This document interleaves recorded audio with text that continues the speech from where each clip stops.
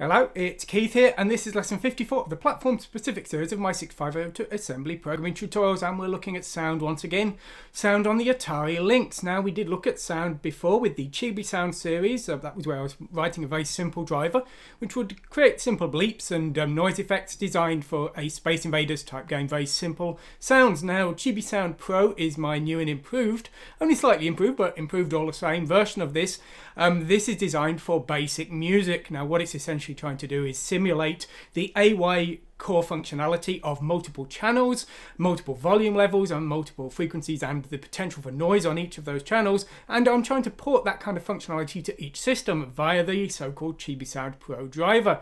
This driver will take in the parameters for the sound channel that we want to set, and it will abstract them in whatever way the underlying hardware requires. Now, the Atari Lynx sound hardware is, quite frankly, some of the worst I've ever seen. It's very hard to understand. The documentation was terrible.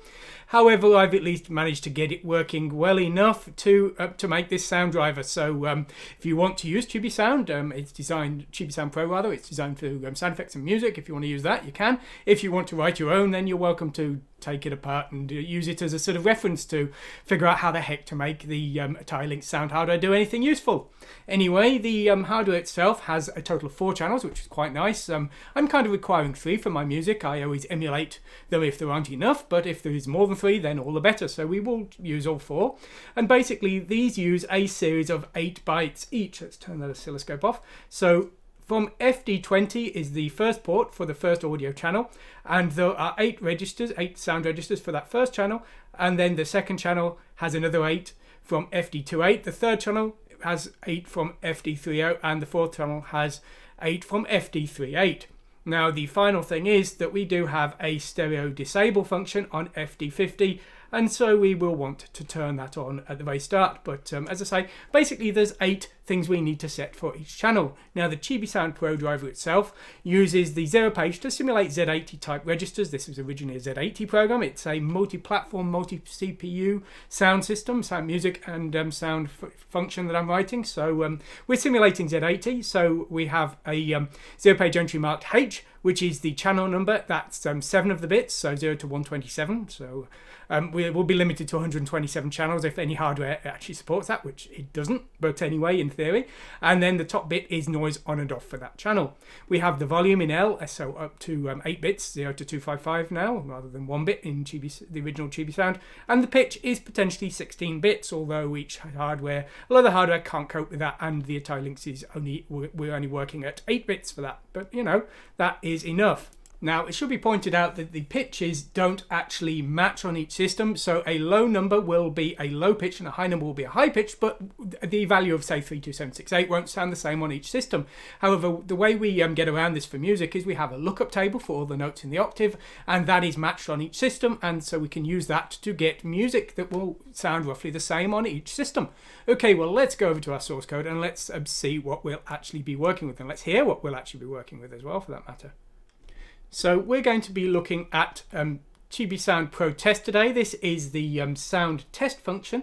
So if I just fire this up here.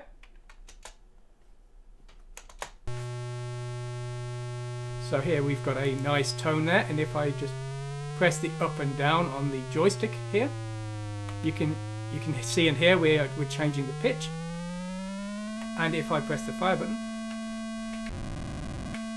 you can hear we're enabling the noise function. So this is used as a basic testing routine, and also to match the pitches for the octave. I use a frequency analyzer program which tells me what note they are, and I create the octave table from that.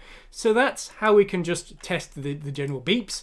Then if we want to actually play music, we will use the Chibi Tracks software.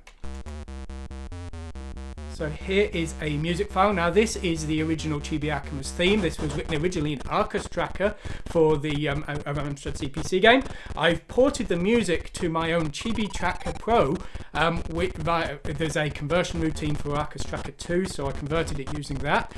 So this was now sort of tweaked in Chibi Tracker Pro, and then exported for my 10,000 subscriber celebration video. I did a tech demo on that with a video, and that was played on the Z80 Amstrad CPC. However, the binary file that works on the Amstrad CPC Z80 will work on any other system and any other CPU. So I don't need to recompile or re-export that binary file to play it on a 6502 system like the Atari Lynx or the 68000 systems. It will work on any system. It's completely platform independent. The idea of all of this is, while the music software isn't the most advanced and the music capabilities aren't that impressive, relatively speaking, we can now create a file that will play on all of the systems and reduce our development time. Hopefully that is the plan. That's what this is for. So that's the purpose of the Chibi Track software, and that's the Chibi Sound Pro driver is the abstraction for this particular hardware. Okay, so that's what we're doing and why we're doing it. Now, the start of the file here, you can see the Octave Table. So we've got this Octave Table here. This is a lookup of all of the notes in the octave. Now, basically, we've got the letters across the top here, so there is 2 bytes for each letter in the octave. And if we want a sharp or flat, all we do is we take 2 notes, add them together and divide it by 2. So that is the lookup that the music software will use to work out the correct values to send as the pitch in DE for the notes that the music requires. Now, we have some other functions. We have, in theory, an update routine. That's not needed on this system. That's only used by systems that have beeper type sound, where we need to use the CPU to actually generate the sound. And if we don't use the CPU, there will be no sound made. So that's not relevant on this system. So you can see that's just got an immediate return here. We have the initialization routine, which will set things up. Now, what this will do is, first of all, it will turn all of the channels on by storing a 0 to port FD50, which is that stereo disable, where we're effectively enabling both channels there by doing that. Now, the next thing we're going to do is we're going to set up the constants that don't need to change on all 4 channels. So what we're going to do is we're going to use Y as an offset to our channel, and we're going to add 8 with each iteration, and we're going to repeat 4 times. Now, the first thing we're going to do is we're going to set the values of the shift register. We're going to set those to 0. So we're setting FD23 and FD27 here.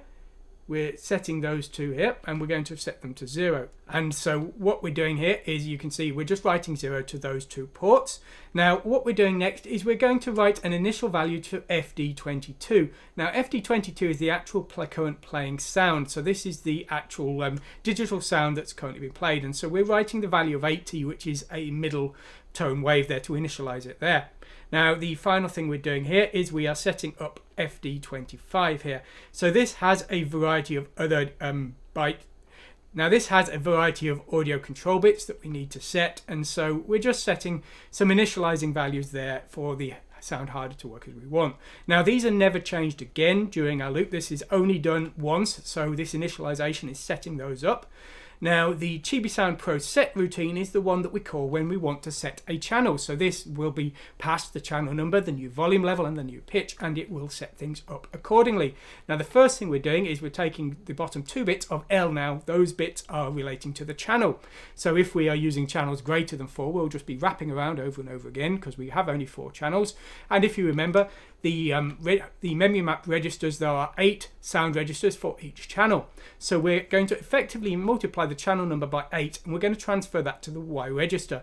This means the Y register is now the offset from the sound base at FD20 for the channel that we want to set. Okay. So what we're doing now is we're taking the volume in H, and we're shifting that 1 bit to the right, converting from an 8-bit to a 7-bit value, and we're storing that into FD20 offset to the correct channel number. Now, FD20, or the equivalent for the other channels, will be the volume control.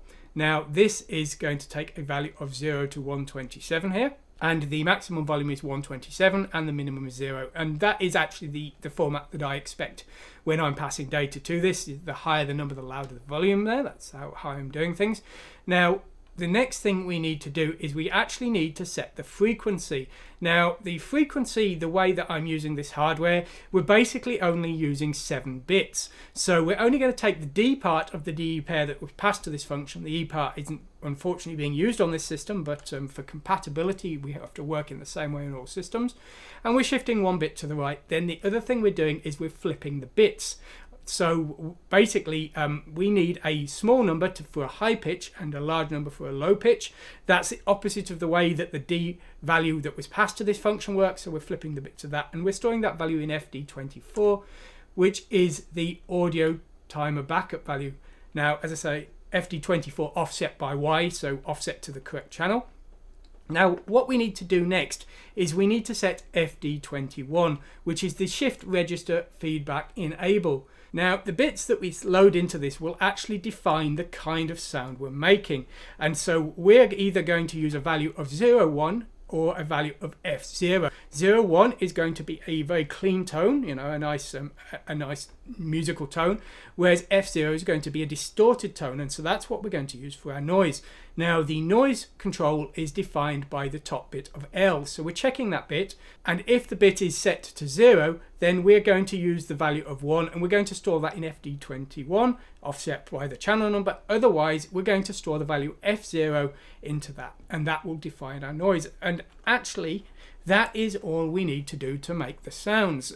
Unfortunately, with the Lynx hardware, there's a lot of weird settings we need to set up, but if we persevere, we can actually get things working, at least at a basic level like this, reasonably easily. The hardware, I believe, is supposed to be capable of quite more advanced sound effects and things, but I found the documentation incredibly daunting. It was the worst documentation I have ever come across, and the kind of thing that I would have come away from thinking I must be incredibly stupid to be unable to understand it. But having read a wide variety of other documents on sound hardware in the past, including ones in Japanese, I think the document is extremely poorly written. So that's my opinion anyway. So as I say, you can go to my website and download the source code and the build scripts for the code you've seen today, and you're welcome to use it, as I was saying, in any of your own projects, even if they're commercial. You don't need to give me credit. It's there for you to take advantage of. So please take advantage of it, and please make some better Atari Lynx music software, because, as I say, I struggle to get any sounds out of it at all. Anyway, hope you've enjoyed what you've seen today. Thanks for watching, and goodbye.